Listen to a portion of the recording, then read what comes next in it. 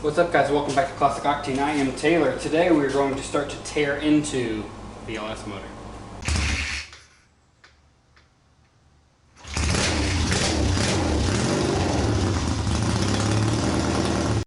We'll start all the way over here, this box. So this is the ECU I'm going to be using. This is from EFI Source. It's their Mega Squirt 3 gold box.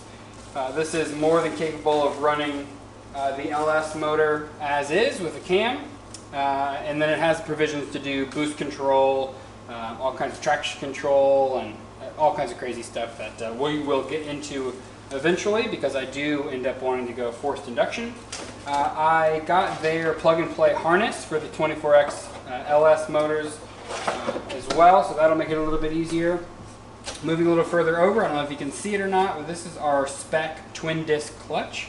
I bought this from a buddy of mine. He put it in his C5 Z06 and blew the motor up like 300 miles later. So it's a practically brand new spec twin disc. These are rated for like 1,400 foot-pounds of torque with stock pedal feel. So that again will be just fine for our boosted application in the future. Elgin cam. This is what's known as the Sloppy Stage 2. If you guys watch Sloppy Mechanics, you'll be very familiar with this. It is a 228, 230, a 585, 585 is the specs on that. Next is also Sloppy Mechanics Special, pack 1218 valve springs. The lubricant for the cam, a Felpro gasket set that has a new gasket for our timing cover, front main seal, water pump, that kind of stuff. Melling oil pump. Figured we might as well replace the oil pump while we're in there. A little fitting to go on the GM quick disconnect that will go to our Dash 6 fuel system that I already have in the car. If you guys didn't watch my installing fuel injection for the Phytech, I did put in a Tanks Inc. tank with a Walboro 400 liter per hour fuel pump, and then ran a 6AN line all the way to the front of the car. So the fuel system is already there to be supported for the LS. Oil pan I'm going to be running is the Holley 302-3. It is their newer oil pan that should be compatible in the first generation Camaro. Also has provisions on the side for oil drains. If you're catching a theme here, I want to build this entire system to be ready to kind of bolt up a turbo or two in the not too distant future.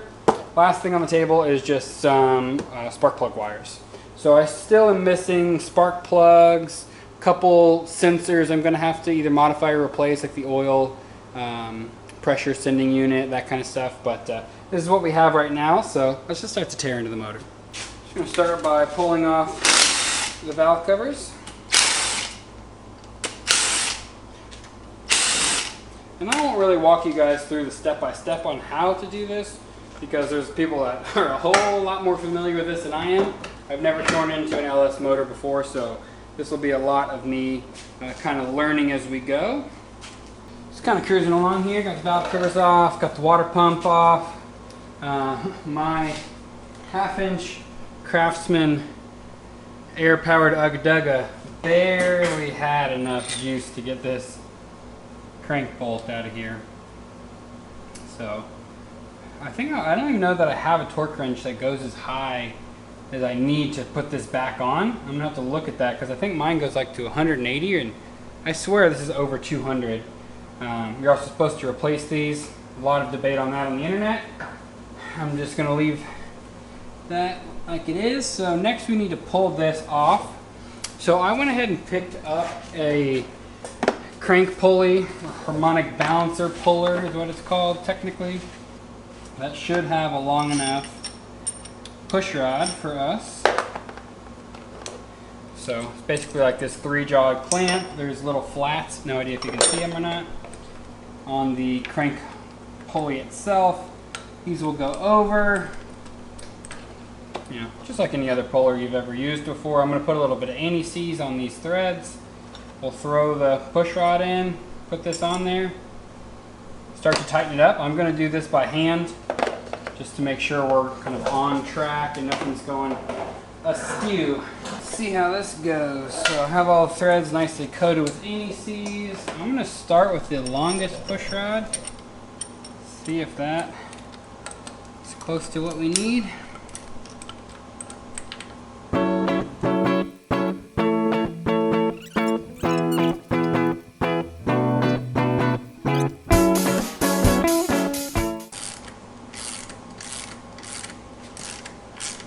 comes off soon. Yeah. Nice. I am going to highly recommend this puller tool for LS, at least for an LS1. I don't know how it'll work on a truck motor. But I'll throw a link to this in the description. ARES, Aries, I guess you say, off Amazon. It was like 30 something bucks. Worth every penny. Now that we have the crank pulley out of the way, I already undid all these 10 mils on the timing cover.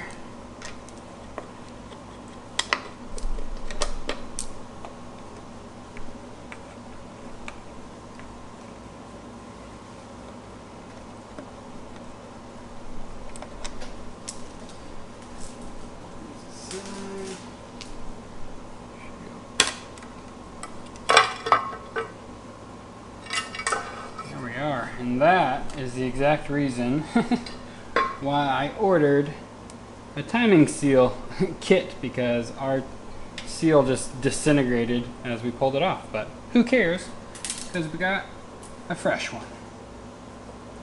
Very nice. This is totally what I would expect to see in here. All of this coloring is totally normal. That's just years and years and years of heat cycles and oil. Nothing too crazy. So now we can go ahead and pull off these 3 10 mils holding the cam gear. Actually, you know what? I'm going to turn the motor over, line up our timing marks. Alright, now we can pull those 10 mils off.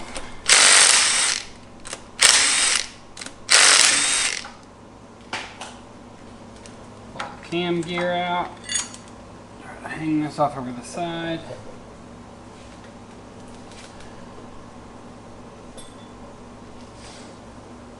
Here's our cam. So we're actually going to turn this motor over when we pull this cam out so that our lifters can't fall down in. So now that we got this thing upside down, dripping some oil, but that's going to be inevitable. I went ahead and threaded in 2 water pump bolts. We can go ahead and pull off this cam retaining plate.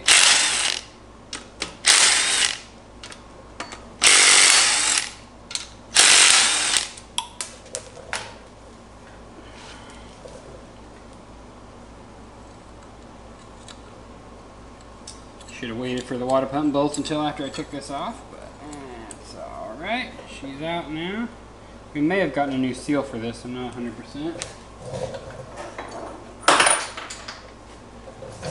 That.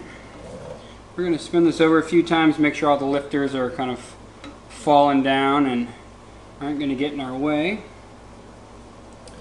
We should be ready to carefully pull this thing out, trying not to nick any of our cam bearings.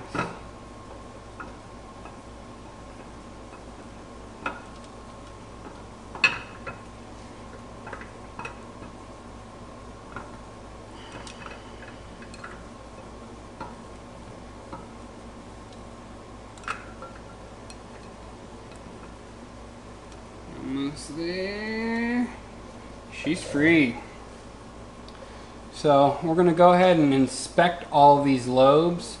Make sure we don't have anything crazy as far as gouges go, any kind of deep imperfections or anything that would lead us to believe we have issues with our cam bearings.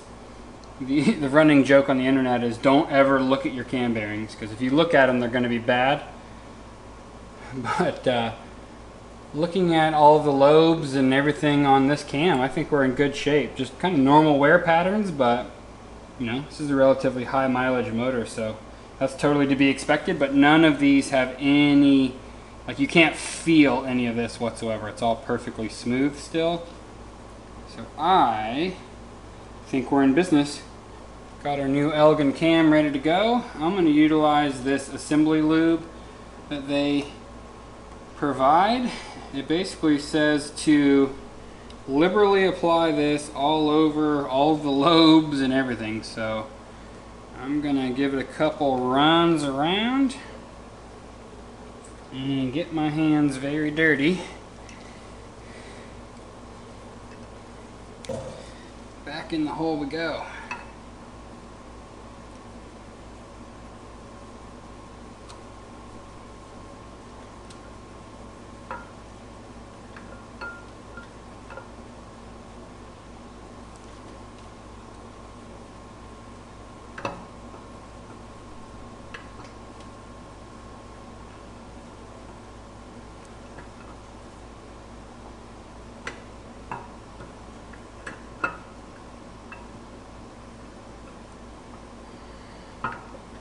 And this step is why we have these water pump bolts in here.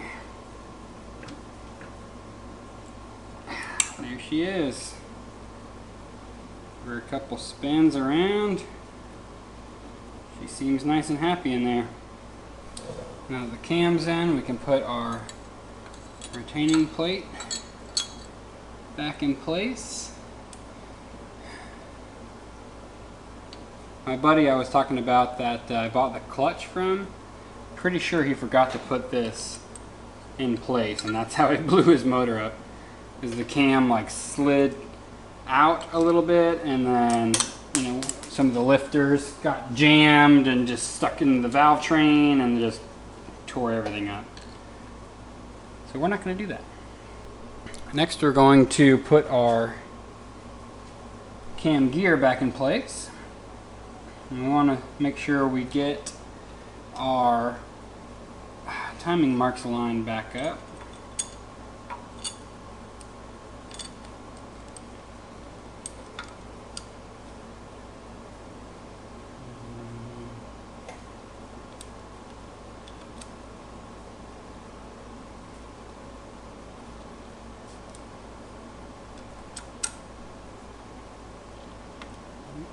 We're just going to walk it basically one tooth at a time until we can get it. That looks good to me. So we will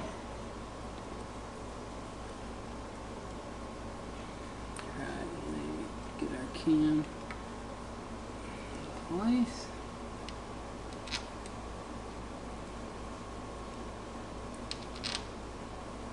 Once we get this in, I'm going to turn the motor back over a few times with the crank and make sure that line continues to stay lined up. Since we got the motor upside down, I'm going to go ahead and pull off the oil pan.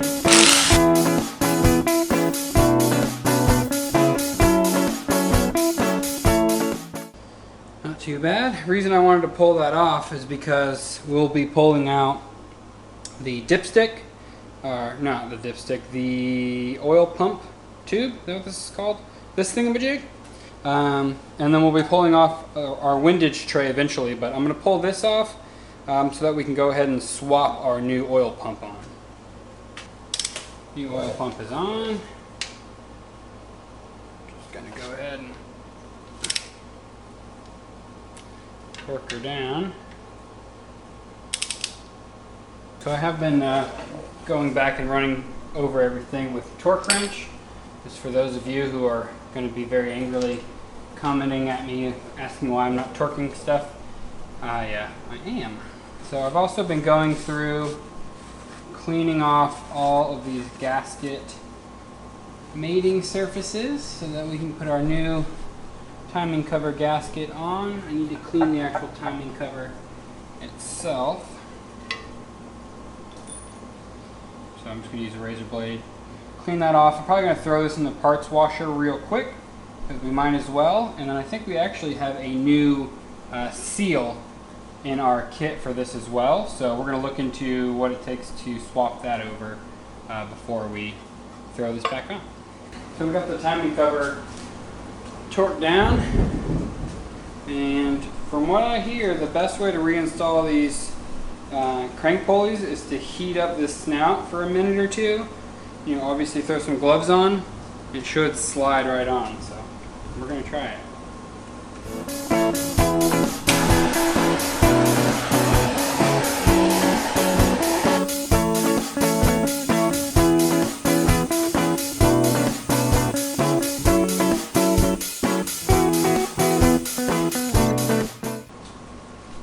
Let's see.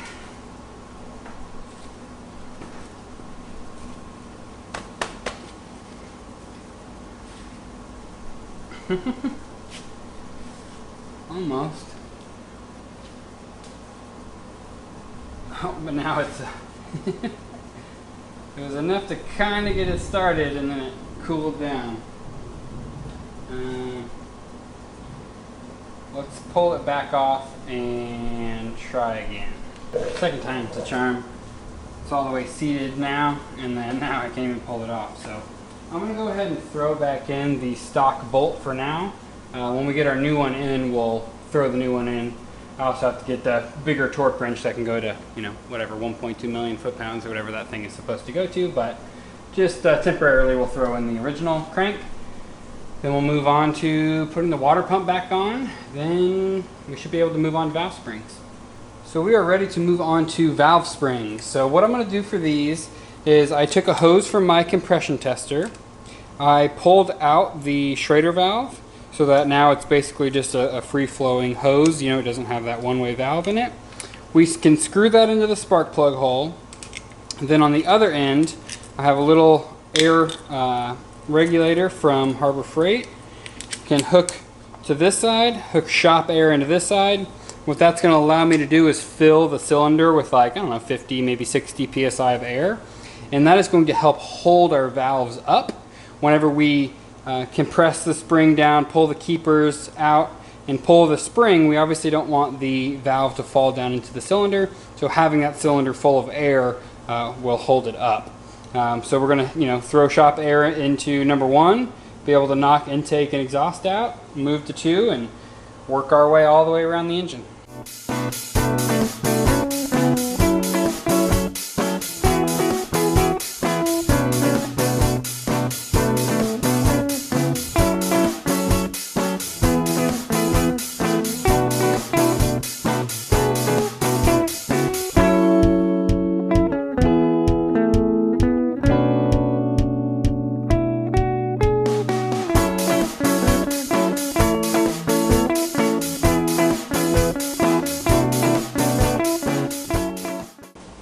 All 16 valve springs are done. Everything looks good. So now it's going to be time to reinstall the rockers and push rods.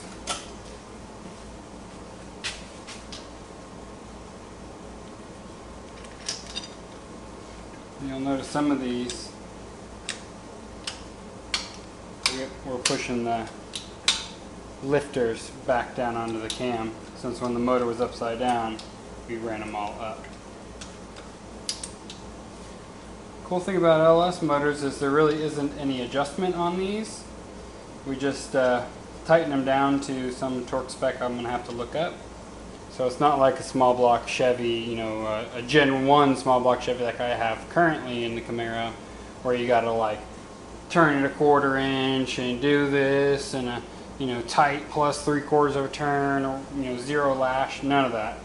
It's super easy. We're just going to basically make sure they're all lined up nice and centered over the top of the valve, and tighten down the nuts. Well, that's going to do it on this video, guys. Sorry if this one was a little choppy and kind of hard to follow. It took place over about a week, and, you know, not having parts and needing to order them. And anyway, we'll work on that being a little bit smoother in the future.